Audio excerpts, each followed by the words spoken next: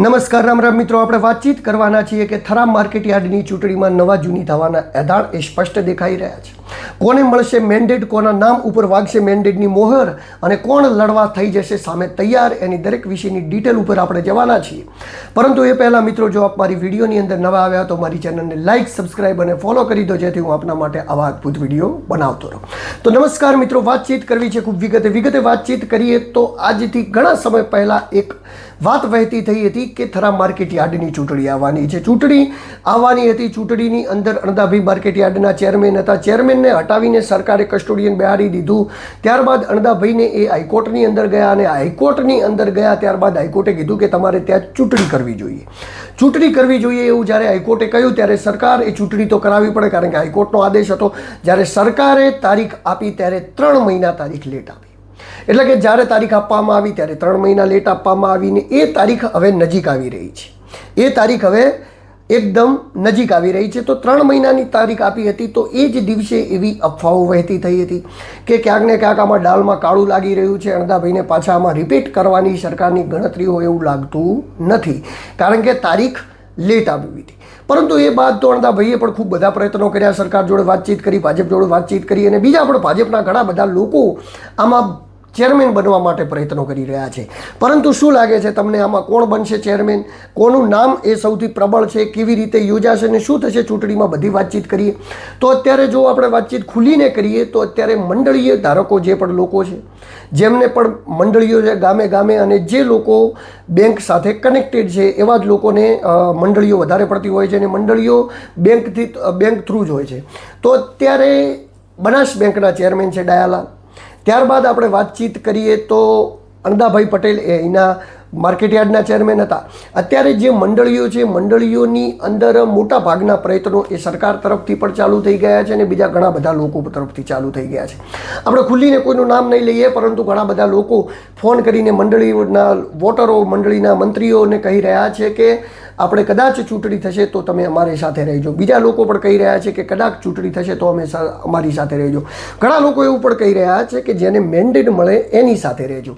એટલે કે જેને એવો વિશ્વાસ છે કે ભારતીય જનતા પાર્ટી મેન્ડેટ મને આપશે, એ લોકો એવું કહી રહ્યા છે કે તમે મેન્ડેટની સાથે રહેજો. જેને એવો વિશ્વાસ નથી કે મેન્ડેટ આપે ના આપે, એ લોકો કહી રહ્યા છે કે જેને મેન્ડેટ આપે એની સાથે રહેજો.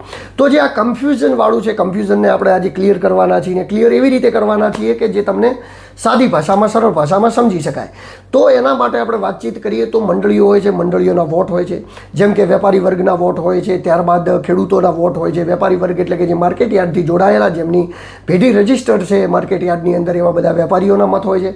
ત્યારબાદ જે મંડળી ધારકો છે, ખેડૂતો છે, જે ગામે ગામ મંડળીઓ ચાલતી હોય છે, ખાતરોની મંડળીઓ ચાલતી હોય છે, બિયારણોની મંડળીઓ ચાલતી હોય છે. મંડળીઓની અંદરથી જે સભ્યો છે, જે કમિટીના સભ્યો છે, એક મંડળીમાં બધા જ સભ્યોના વોટ હોય છે.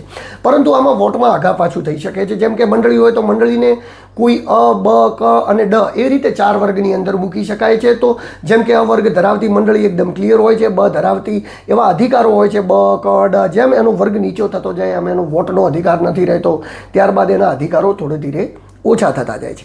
તો આવી ઘણી બધી મંડળીઓ ઉપર વિવિધ પ્રકારની અરજીઓ પણ થઈ છે, ને જેમાંથી લગભગ મારા ધ્યાનમાં આવ્યોમાં 75 મંડળીઓ ઉપર એક અરજી કરવામાં આવી કે જે અરજી એવી હતી કે આ મંડળીઓ નવી છે એટલે આમને વોટર તરીકે પરમિશન આપવી જોઈએ. અને એ મંડળી ઉપર અરજી કોણે કરી, શું કરી, એ વિષય ઉપર આપણે નહીં પડીએ, પરંતુ આવી સામે સામે અરજીઓ થઈ રહી છે.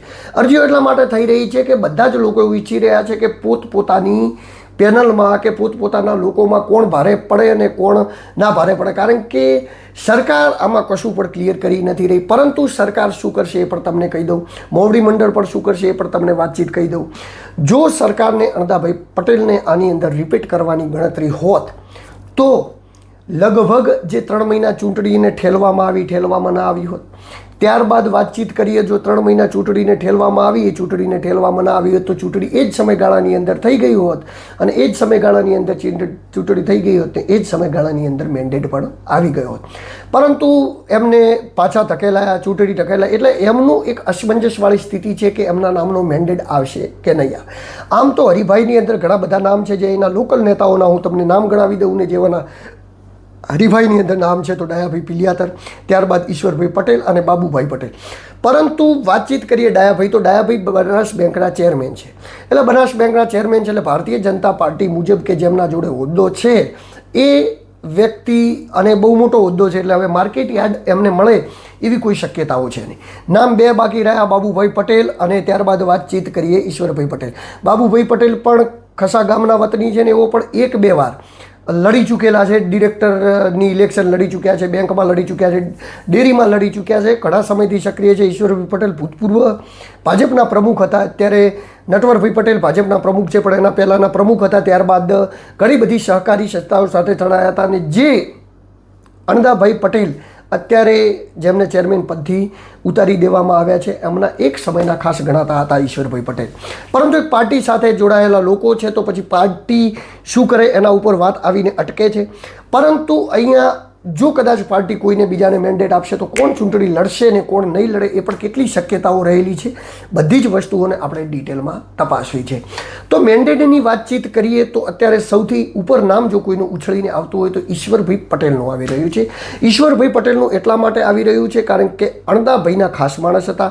અણદાભાઈ જોડે સૌથી વધારે કાંકરેજની અંદર જો કોઈ વ્યક્તિ રહેલું હોય તો એ રહેલા હતા અને એ કાંકરેજની અંદર એમની સાથે રહેલા છે એટલે એમના નજીકના હોવાથી એમની નજીકની સ્ટ્રેટેજીને બહુ સારી રીતે જાણતા હોય. કદાચ એમના નામનો મેન્ડેટ આવે ને અણદાભાઈ પટેલ સામે લડવાનું થાય તો અણદાભાઈની સ્ટ્રેટેજી શું હોઈ શકે છે એને ઈશ્વરભાઈ પટેલ સારી રીતે જાણે છે. એટલે ભારતીય જનતા પાર્ટી કદાચ એમના ઉપર પસંદગી ઉતારી શકે છે કારણ કે અણદાભાઈ પટેલ કોઈ કાચા ખેલાડી નથી, એ કાચું મૂકવાના નથી. ઇલેક્શન થશે તો અણદાભાઈ પટેલને મેન્ડેટ નહીં મળે તો અણદાભાઈ એ ચૂંટણી લડશે એવું સ્પષ્ટ એટલા માટે દેખાઈ રહ્યું છે કારણ કે જ્યારથી પણ મેન્ડેટની વાતો વહેતી થઈ છે, જ્યારથી પણ ચૂંટણીની ફોર્મ ભરાવાની તારીખ આવી ગઈ છે અને જ્યારથી પણ ચૂંટણી થવાની ડેટ આવી ગઈ છે ત્યારથી ઘણી બધી વાતો સ્પષ્ટ થતી હોય એવું દેખાય છે. સ્પષ્ટ એ થાય છે કે ઘણા બધા લોકોને બેંકોની અંદરથી ફોન આવી રહ્યા છે અને ફોન એવા આવી રહ્યા છે જેઓ મંડળીઓના મંત્રી છે, જેઓ મંડળીઓના ચેરમેન છે, એવા ગામડે ગામડે લોકોને ફોન આવી રહ્યા છે કે ઇલેક્શન થાય તો આપ ભારતીય જનતા પાર્ટી સાથે રહેજો.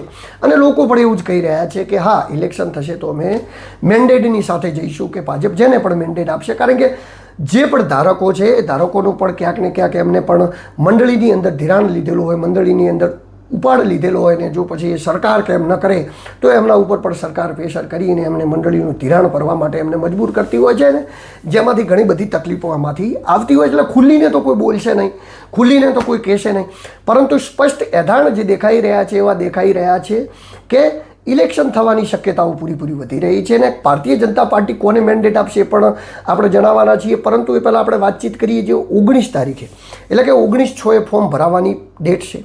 એટલે કે 19/6 માર્કેટ યાર્ડની ચૂંટણીની અંદર ભાગ લેતા તમામ ઉમેદવારો ફોર્મ ભરી દે છે.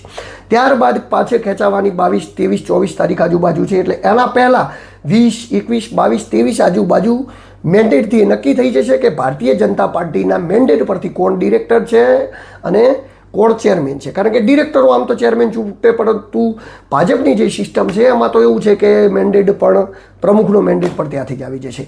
પ્રમુખ અને ચેરમેનનો મેન્ડેટ તે જગ્યાએથી આવી જશે તો એ ફિક્સ થઈ જશે કે આ લોકો ભાજપના મેન્ડેટ ઉપરથી ડિરેક્ટર છે અને આ લોકો એ ભાજપના ચેરમેન છે. ત્યારબાદ જ રણનીતિ નક્કી થઈ શકશે કે કોણ લડશે અને શું કરશે. પરંતુ સૌથી અસમંજસવાળી સ્થિતિ એ છે કે જો અણદાભાઈ પટેલનો મેન્ડેટ આવી જાય તો શું કોઈ ચૂંટણી લડશે? જો અણદાભાઈ પટેલનો થરા માર્કેટ યાર્ડની અંદર મેન્ડેટ આવી જાય તો ચૂંટણી લડવાનો સવાલ જ પેદા થતો નથી. કારણ કે એમનો મેન્ડેટ આવી જાય તો બીજું કોઈ પણ ભાજપની વિરુદ્ધમાં જઈ અને ઇલેક્શન લડે એવું મને દેખાઈ રહ્યું નથી. પરંતુ જો બીજા કોઈ પણ વ્યક્તિનો મેન્ડેટ આવે તો અણદાભાઈએ ભાજપની વિરુદ્ધમાં જઈને ચૂંટણી લડી શકે એમાં કોઈ નવાઈ નથી. અને જેના આધાર ઘણા દિવસોથી સ્પષ્ટ પણ દેખાઈ રહ્યા છે, જેના માટેની ભૂતપૂર્વ તૈયારીઓ થઈ રહી છે, બંને પક્ષોથી થઈ રહી છે. આમ તો વાતચીત કરીએ તો ઈશ્વરભાઈ પટેલનું નામ એ મેન્ડેટમાં સૌથી ઉચ્ચ લેવલે આવે એવું લાગી રહ્યું છે કે ચેરમેન તરીકે એમનું નામ આવી શકે છે. પરંતુ હવે એ સમય બતાવશે કે ક્યારે શું થશે. પરંતુ જે શક્યતાઓ દેખાઈ રહી છે જો એમનું નામ આવશે તો પછી અણદાભાઈ પટેલે ચૂંટણી લડશે એ પણ એક સવાલ છે. પરંતુ મને જ્યાં સુધી દેખાઈ રહ્યું છે ત્યાં સુધી એવી વાતચીત છે કે અણદાભાઈ પટેલ એ કદાચ એમના નામનું મેન્ડેટ નહીં આવે તો ચૂંટણી લડશે. ઈશ્વરભાઈ પટેલની આપણે વાતચીત કરીએ તો એઓ આગળ પણ એકવાર માર્કેટ યાર્ડની ચૂંટણી લડી ચૂક્યા છીએ પરંતુ એ ટાઈમે ભારતીય જનતા પાર્ટીની અંદર કોઈ ખાસ એવી વાતચીત હતી નહીં કે મેન્ડેટ એવી કોઈ સિસ્ટમ હતી નહીં. જે તે સમયથી એ પણ અણદાભાઈના ખાસ માણસ ગણાતા હતા. તેમ છતાં પણ વચ્ચે એવો માર્કેટયાર્ડની ચૂંટણી પણ લડ્યા અને માર્કેટયાર્ડની ચૂંટણી લડ્યા બાદ બંને વચ્ચે ફરીથી સમજૂતો થઈ ગયો અને ફરી એકબીજાના ખાસ થઈ ગયા હતા. અને હવે થોડા સમયથી બંનેની વચ્ચે અણબનાવ ચાલી રહ્યો છે. અણબનાવ એટલે બીજો કોઈ બનાવ નથી, પરંતુ રાજકીય લેવલનો અણબનાવ ચાલી રહ્યો છે. હવે આ મેટરની અંદર કોને સપોર્ટ કરે છે, ભાજપ કઈ દિશામાંથી ક્યાં મેન્ડેટ મૂકે છે, આમ જોવા જઈએ તો અહીંનું જે માવડી મંડળ છે, જે ભૂતપૂર્વ ધારાસભ્ય છે કીર્તિસિંહ વાઘેલા અને ત્યારબાદ જેઓ મંત્રી પણ રહ્યા હતા અને જે અત્યારે ભારતીય જનતા પાર્ટીના જિલ્લા પ્રમુખ છે, એવો સ્પષ્ટપણે મને એવું લાગી રહ્યું છે કે અણદાભાઈની વિરુદ્ધની પેનલને વધારે સપોર્ટ કરી શકે છે. કારણ કે એ એમને રાજકીય રીતે મેળ નથી આવતો. એમના વારંવાર એવા આક્ષેપો રહે છે કે જ્યારે ચૂંટણી હોય છે ત્યારે અણદાભાઈ મને હરાવવાનું કામ કરે છે, એટલે કે મારા મત તોડવાનું કામ કરે છે. સામે પક્ષે અણદાભાઈના ભાઈ એવા આક્ષેપ હોય છે કે બહુ સમયથી મેં પાર્ટી માટે ઘણું બધું કર્યું પણ પાર્ટી મને ટિકિટ નથી આપતી, હું બહુ સમયથી ટિકિટ માગતો હોઉં છું. તો એ રાજકીય રીતે એકબીજાનું ચાલા કરતું હોય છે. એમ જાહેરમાં એકબીજા સાથે બહુ સારી રીતે દેખાય છે, ઘણા બધા પ્રસંગોમાં પણ એ લોકો દેખાય છે, એટલે એમને કોઈ બીજો વેર વિવાદ નથી. અને આપણે પણ જે વાતચીત કરી રહ્યા છીએ ચૂંટણી પૂરતું જ છે, બાકી કોઈ પણ માણસને કોઈ જોડે બીજો વેર વિવાદ હોતો નથી. પરંતુ રાજકારણ છે તો રાજકારણની અંદર આવા કાવા દાવા બધા રહેવાના, લોકો એકબીજાને પાડવાની, એકબીજાને ખેંચવાની કોશિશ કરવાના. પરંતુ એ કોશિશના પરિણામના ભાગરૂપે 19 તારીખે ફોર્મ ભરાશે, 30 તારીખે ચૂંટણી થશે અને પહેલાં 24 તારીખે રિટર્ન જેને ખેંચવા એ ખેંચી શકશે ને ત્યારબાદ એ 7 તારીખે ગણતરી રાખેલી છે.